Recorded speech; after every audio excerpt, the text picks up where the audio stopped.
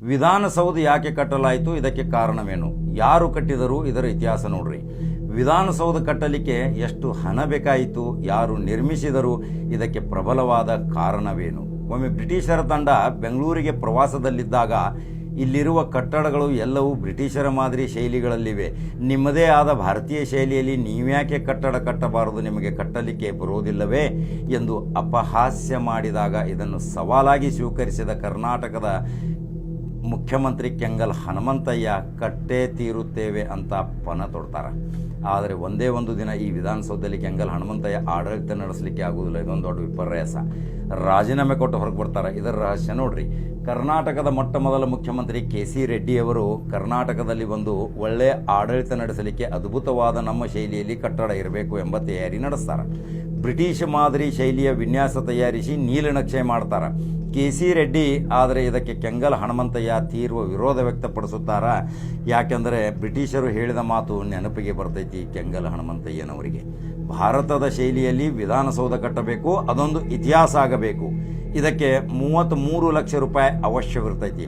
ಸ್ವಾತಂತ್ರ್ಯ ಸಿಕ್ಕ ಕೆಲವೇ ವರ್ಷಗಳಲ್ಲಿ 33 ಲಕ್ಷದ ಮೊತ್ತ ಹೇಗೆ ಮಾಡುವುದು, ಇದು ಸಮಂಜಸವಲ್ಲ ಅಂತ ತೀರ್ಮಾನಕ್ಕೆ ಬರುತ್ತಾರೆ. 1952 ಫೆಬ್ರವರಿ ಕೆಂಗಲ್ ಹನುಮಂತಯ್ಯನವರು ಈ ವಿಧಾನಸೌಧ ಕಟ್ಟಲೇಬೇಕ ಎಂಬ ದೃಢ ಅಚಲ ನಿರ್ಧಾರಕ್ಕೆ ಬರುತ್ತಾರೆ. ಎಲ್ಲವನ್ನು ಪರಿಶೀಲಿಸುತ್ತಾರೆ, ತಯಾರಿ ಮಾಡೇ ಬಿಡುತ್ತಾರೆ.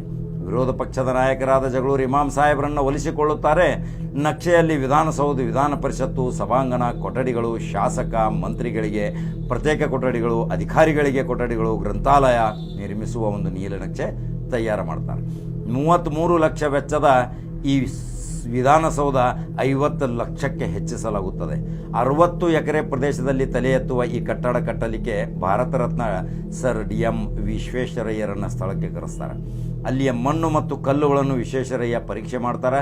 ಕಲ್ಲು ಮಣ್ಣು ಪರೀಕ್ಷೆ ನಡೆಸಿದ ವಿಶ್ವೇಶ್ವರಯ್ಯ ಈ ಸೌಧ 100 ವರ್ಷ ಬಾಳುತ್ತದೆ, ತಾಳಿಕೆ ಇರುತ್ತದೆ, ಇದು ಗಟ್ಟಿಮುಟ್ಟಾದ ಸೌಧ ಆಗುತ್ತದೆ ಎಂದು ಹೇಳುತ್ತಾರೆ. ಇದನ್ನು ಖುಷಿಪಟ್ಟ ಕೆಂಗಲ್ ಹನುಮಂತಯ್ಯ ಈ ಸೌಧ ನಿರ್ಮಿಸಲು ಯಾವುದೇ ಭ್ರಷ್ಟಾಚಾರ ಆಗಬಾರದು, ಪ್ರಾಮಾಣಿಕವಾಗಿ ಈ ಸೌಧ ಕಟ್ಟಬೇಕು ಎಂದು ಒಂದು ಲೋಟ ಹಾಲನ್ನು ತರಿಸಿ ಆ ಹಾಲಿನ ಮೇಲೆ ಪ್ರಮಾಣ ಮಾಡಿಸ್ಕೊಳ್ತಾರೆ. ಈ ಸೌಧ ನಿರ್ಮಿಸಲು ತುಂಬ ಕೊರತೆ ಉಂಟಾಗ್ತೈತೆ ಕಾರ್ಮಿಕರದು. ನುರಿತ ಕಾರ್ಮಿಕರು ಸಿಗದೆ ಹೋದಾಗ ಕೆಂಗಲ್ ಹನುಮಂತಯ್ಯನವರಿಗೆ ಒಂದು ಉಪಾಯ ಹೊಳಿತೈತಿ. ಅದನ್ನು ಹೇಳ್ತೀನಿ ನೋಡ್ರಿ. ಜೈಲಿನಲ್ಲಿರುವ 5,000 ಕೈದಿಗಳನ್ನು ಕರೆಸಿ ಈ ವಿಧಾನಸೌಧ ಕಟ್ಟಲಿಕ್ಕೆ ನೆರವು ಪಡೆದಿದ್ದು ಇತಿಹಾಸ. ಅನೇಕ ಕುಶಲಕರ್ಮಿಗಳನ್ನು ಕರೆಸಿ ಪ್ರತಿದಿನ ಕಲ್ಲುಗಳನ್ನು ಕೆತ್ತಿಸಲಾಯಿತು. 6,300 ಜನ ಕಾರ್ಮಿಕರು ಕೆಲಸ ಪ್ರಾರಂಭಿಸಿದರು. ಅದರಲ್ಲಿ ಮಹಿಳಾ ಕೈದಿಗಳಿದ್ದರು. ಅವರೆಲ್ಲರಿಗೂ ದೈನಂದಿನ ₹1 ಕೂಲಿ ಕೊಡಲಾಯಿತು. ಇದೇ ರೀತಿ 5,000 ಕೈದಿಗಳ ಶ್ರಮ ಪ್ರಾಮಾಣಿಕತೆ ನೋಡಿ ಕೆಂಗಲ್ ಹನುಮಂತಯ್ಯನವರು ಸನ್ನಡತೆ ಆಧಾರದ ಮೇಲೆ 5,000 ಕೈದಿಗಳನ್ನು ಬಿಡುಗಡೆಗೊಳಿಸಿದ ಇತಿಹಾಸ ಕಾಣಬಹುದು. ವಿಧಾನಸೌಧದ 4 ಭಾಗಗಳಲ್ಲಿ ಮೊಘಲ್ ಗೋಪುರ ವಿನ್ಯಾಸ, ಸಿಂಹಲಾಂಛನ, 50 ಅಡಿ. ಒಂದು ಸಾರಿ ವಿಧಾನಸೌಧ ಸುತ್ತಾಡಿದರೆ 7 ಕಿಲೋಮೀಟರ್ ಸುತ್ತಾಡಿದಂತೆ ಆಗುತ್ತದೆ. ಗುಡುಗು ಸಿಡಿಲಿನಂತೆ ವಿಧಾನಸೌಧಕ್ಕೆ ಧಕ್ಕೆಯಾಗದಂತೆ ವಿಶೇಷವಾಗಿ ಕಾಪರ್ಗಳನ್ನು ಅಳವಡಿಸಲಾಗುತ್ತದೆ. ಈಗ ವಿಶೇಷವೇನೆಂದರೆ ಪ್ರತಿನಿತ್ಯ 4 ಗಂಟೆ ಕಾಮಗಾರಿ ಸ್ಥಳದಲ್ಲಿ ಹಾಜರಿರುತ್ತಿದ್ದ ಮುಖ್ಯಮಂತ್ರಿಗಳು ವಿಶೇಷ ಕಾಳಜಿಯಿಂದ ನಿರ್ಮಿಸಿದ್ದು ಇತಿಹಾಸ. ಇಂಥ ಕಟ್ಟಡ ಯಾವುದೇ ರಾಜ್ಯದಲ್ಲಿ ವಿಧಾನಸೌಧದ ರೀತಿಯಲ್ಲಿ ಇಲ್ಲ. ಒಂದೊಂದು ಸಾರಿ ಕೆಂಗಲ್ ಹನುಮಂತಯ್ಯನವರು ಮಾರುವೇಷದಲ್ಲಿಯೂ ಬಂದು ಕೆಲಸ ಕಾರ್ಯ ಪರಿಶೀಲಿಸುತ್ತಾರೆ. ಇದೇ ರೀತಿ ರಾಜ್ಯಕ್ಕೆ ಬರುವ ವಿದೇಶಿ ಇಂಜಿನಿಯರ್ಗಳ ಸಲಹೆ ಪಡೆಯುತ್ತಾರೆ. ಇದನ್ನು ನೋಡಿ ರಾಷ್ಟ್ರಕವಿ ಕುವೆಂಪು ಅವರು ಒಂದು ಮಾತು ಹೇಳ್ತಾರೆ ಕೆಂಗಲ್ ಹನುಮಂತಯ್ಯನವರಿಗೆ. ಅದು ನಾವು ಕಾಗದದಲ್ಲಿ ಕವನ ಬರೆದರೆ ನೀವು ಕಲ್ಲಿನಲ್ಲಿ ಮಹಾಕಾವ್ಯ ಬರೆದಿರಲ್ಲ ಅಂತ ಕೊಂಡಾಡಿದರಂತೆ. 1955ರಲ್ಲಿ ನಿರ್ಮಾಣಗೊಳ್ಳುವ ಹಂತದಲ್ಲಿದ್ದಾಗ ಒಬ್ಬ ಕೈದಿ ಕೆಂಗಲ್ ಹನುಮಂತಯ್ಯನವರಿಗೆ ಕಲ್ಲಿನಿಂದ ಹಾಗೂ ಕಬ್ಬಿಣ ಸಲಾಕೆಯಿಂದ ಹೊಡೆಯಲು ಹೋದದ್ದು. ಆದರೆ ಅಲ್ಲೇ ಇದ್ದಂಥ ಇನ್ನಿತರರು ಸೇರಿ ಆ ಕೈದಿಯಿಂದ ಕೆಂಗಲ್ ಹನುಮಂತಯ್ಯನವರ ಜೀವ ಅಪಾಯದಿಂದ ಉಳಿಸಿದರಂತೆ. 1956ರಲ್ಲಿ ಪೂರ್ಣಗೊಂಡ ಈ ವಿಧಾನಸೌಧ ಒಟ್ಟು ಖರ್ಚ 1,99,00,000. ಇದನ್ನು ಕಂಡು ಅನೇಕರು ಕೆಂಗಲ್ ಹನುಮಂತಯ್ಯನವರ ಬಗ್ಗೆ ದುಂದು ವೆಚ್ಚ ಮಾಡಿದಿರಿ ಅಂತ ಆರೋಪ ಹೊರಿಸಿದಾಗ ತಕ್ಷಣ ರಾಜೀನಾಮೆ ನೀಡಿದ ಪುಣ್ಯಾತ್ಮ CM.K. ಹನುಮಂತಯ್ಯನವರು. 1956 ಅಕ್ಟೋಬರ್ದಲ್ಲಿ ಪೂಜೆಯೊಂದಿಗೆ ಪ್ರಾರಂಭಿಸಲಾಯಿತು. ಇದರಲ್ಲಿ ಪ್ರತಿ ಜಿಲ್ಲೆಯಿಂದ 2 ಸ್ವಾತಂತ್ರ್ಯ ಯೋಧರನ್ನು ಸನ್ಮಾನಿಸುವ ಕಾರ್ಯ ನೆರವೇರಿಸುವ ಆಸೆ ನೆರವೇರಲಿಲ್ಲ.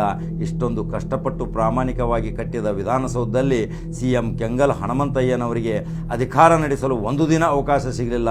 ಎಂಥ ವಿಪರ್ಯಾಸ ನೋಡಿ. ಇಂದು ಜಗತ್ತು ನೋಡುತ್ತಿದೆ. ಈ ಸುಂದರ ಕಟ್ಟಡ ಕಟ್ಟಿಸಿದ ಮುಖ್ಯಮಂತ್ರಿ ಕೆಂಗಲ್ ಹನುಮಂತಯ್ಯನವರ ಹೆಸರು ಅಜರಾಮರ.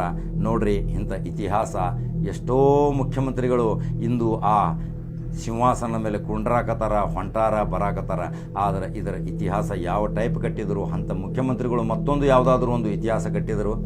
ಇದು ಒಂದು ಕರ್ನಾಟಕ ರಾಜ್ಯದಲ್ಲಿ ಕೆಂಗಲ್ ಹನುಮಂತಯ್ಯನವರು ಕೊಡುಗೆ ಅಪಾರವಾದದ್ದು.